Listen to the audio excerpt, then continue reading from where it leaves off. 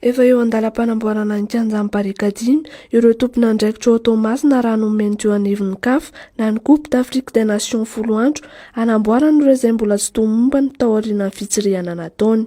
Anisan'izany ohatra ny fanalana ireo mpivarotra eo ivelan'ny Kianja, eo ihany koa ny tsy fahatombana ny efitrano fiomanana.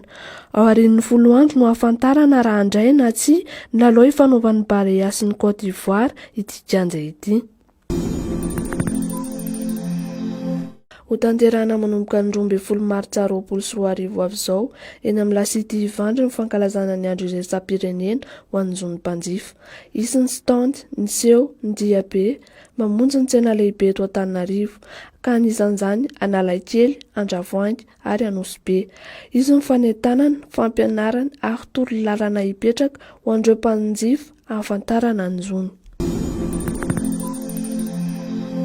Hanome sehatra ho an'ireo manan-talenta ny anivon'ny kaominina Antananarivo ny zoma 4 sy ny sabotsy 7 Martsa 2024 avy izao. Ity hetsika ity moa dia natao hamerenana indray ny maha izy azy n'Antananarivo eo amin'ny sehatry ny kolontsaina.